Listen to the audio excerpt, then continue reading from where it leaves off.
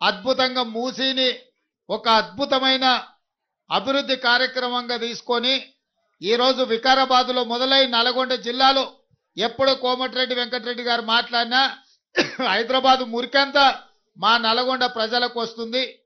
ఆ నీళ్లు కలుషితం అయిపోయి మేము పంటలు పండించుకుంటే మా పంటలు కూడా విషమైపోతున్నాయి, తిన్నా కూడా వాటి వల్ల చాలా అంటు రోగాలు వచ్చే పరిస్థితి ఉందని వారు చెప్పినారు. అందుకే ఈరోజు మొత్తం గండిపేట హిమాయత్ సాగర్ ప్రాంతం నుంచి గేట్లు ఎత్తితే నీళ్లు నల్గొండ వరకు ఒక స్వచ్ఛమైన నీళ్లు ఉండాలని, మూసీని అభివృద్ధి చేయాలని, పెద్ద ఎత్తున మూసీ రివర్ డెవలప్మెంట్ చేయాలని ఈరోజు మన ప్రభుత్వం నిర్ణయం తీసుకున్నది. హైదరాబాదు నగర అభివృద్ధి కోసం, మూసీ పరివాహక అభివృద్ధి కోసం 5 ఏళ్లలో 1,50,000 కోట్ల రూపాయలతోని ప్రణాళికలు సిద్ధం చేసి తొందరలోనే పనులు ప్రారంభించబోతున్నామని చెప్పి మీ అందరి సమక్షంలో ఇవాళ మనం ప్రకటించుకుంటున్నాం. ఎందుకంటే ఈ నగరం అభివృద్ధి చెందినప్పుడే, ఈ నగరంలో శాంతి భద్రతలను కాపాడినప్పుడే, ఈ నగరంలో ఇతర ప్రాంతాల నుంచి వచ్చే వాళ్లకు విద్య, ఉద్యోగ, ఉపాధి అవకాశాలు కల్పించినప్పుడే మన నగరం విశ్వనగరంగా మారుతుంది. విశ్వనగరంగా మార్చుకొని తెలంగాణ రాష్ట్రాన్ని అభివృద్ధి చేసుకోవడము మన బాధ్యత. 2004 నుంచి 2014 వరకు డాక్టర్ వైఎస్ రాజశేఖర రెడ్డి గారు ముఖ్యమంత్రిగా ఉన్నప్పుడు హైదరాబాద్కి కృష్ణా నది జలాలు తీసుకొచ్చినాం. హైదరాబాద్ నగరానికి గోదావరి జలాలు తీసుకొచ్చినాం. హైదరాబాద్ నగరంలో పివి నరసింహారావు ఫ్లైఓవర్ని మనం నిర్మించినాం.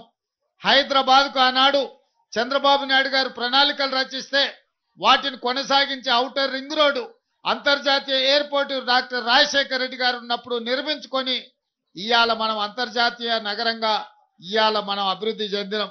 ఇవాళ మన ఐటీ సెక్టర్ కానీ, మన ఫైనాన్షియల్ డిస్ట్రిక్ట్ కానీ, ఒకప్పుడు గోపన్పల్లి అంటే ఎక్కడో ఊరు, గోపన్పల్లి తండా అంటే ఎవరో వెనుకబడ్డోళ్ళు ఉంటారన్నది.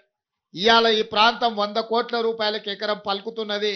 కోకాపేట, గోపన్పల్లి, ఒట్టినాగులపల్లి, పుప్పాలగూడ ప్రాంతాలు, మంచిరేవుల లాంటి, నార్సింగ్ లాంటి ప్రాంతాలు 100 కోట్ల రూపాయలకి ఎకరం అయినాయంటే ఈ ప్రాంతానికి వచ్చిన ఐటీ కంపెనీలు, ఈ ప్రాంతానికి వచ్చిన ఐఎస్బి లాంటి విద్యా సంస్థలు, ఇవాళ ఇవన్నీ రావడం వల్ల మన యొక్క భూముల ధరలు పెరిగినాయి, మనకు ఉద్యోగ ఉపాధి అవకాశాలు పెరిగినాయి.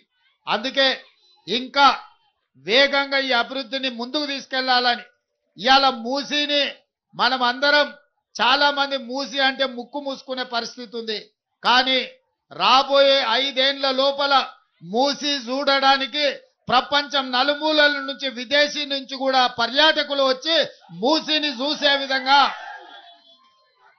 మూసీ ప్రాంతంలో 24 గంటలు వ్యాపారం చేసుకునే విధంగా, మూసీ పరివాహక ప్రాంతంలో ఐటీ కంపెనీల ఐటీ టవర్లు పెంచే విధంగా, లండన్ ఐకానిక్ ఏదైతే ఉన్నదో అట్లాంటి అభివృద్ధిని చేసే విధంగా ఇవాళ మూసీని అభివృద్ధి చేయడానికి సంపూర్ణమైన ప్రణాళికలను మన ప్రభుత్వం రచించింది. ఇవాళ హైటెక్ సిటీ చూస్తే ఒక ముఖ్యమంత్రి గుర్తొస్తాడు, ఐటీ లేకపోతే అంతర్జాతీయ ఎయిర్పోర్ట్ ఔటర్ రింగ్ రోడ్డు చూస్తే ఇంకొక ముఖ్యమంత్రి, ఇంకొక ప్రభుత్వం గుర్తొస్తుంది. కానీ ఈనాడు మన ప్రభుత్వం, ప్రజా ప్రభుత్వం, మూసీ అభివృద్ధిని చూస్తేనే ప్రజా ప్రభుత్వం గుర్తొచ్చే విధంగా ఈరోజు మూసీని మనం అభివృద్ధి చేసుకుంటాం.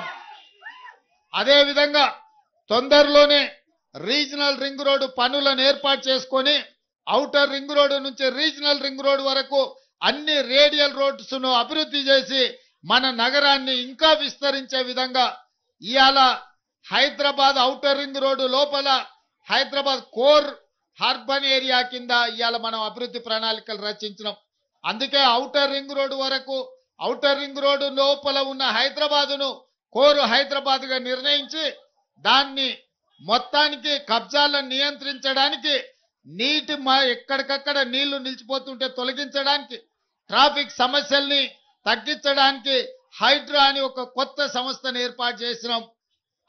ఔటర్ రింగ్ రోడ్డు నుంచి రీజనల్ రింగ్ రోడ్డు మధ్యలో సెమీ అర్బన్ అంటే పెరి అర్బన్ కింద ఇతర ప్రాంతాలను అభివృద్ధి చేసి ఫార్మా క్లస్టర్స్ ను, అదే విధంగా శాటిలైట్ టౌన్షిప్లను అభివృద్ధి చేసి ఈ రోజు నగరాన్ని విస్తరించడానికి కావాల్సిన ప్రణాళికలు సిద్ధం చేస్తున్నాం. మీరందరి సహకారం ఉండాలి. అభివృద్ధిలో మీరు భాగస్వాములు కావాలి. ఇంత వర్షం వచ్చినా మీరందరూ ఇక్కడ నిలబడి ఏ విధంగా అండగా నిలబడ్డారో రాబోయే 10 సంవత్సరాలు ఈ నగరాన్ని విశ్వ నగరంగా చేయడానికి చేస్తున్న ప్రణాళికలకు మీ సహకారం ఉండాలి అని కోరుకుంటూ మీ అందరి దగ్గర సెలవు తీసుకుంటున్న మిత్రులారా.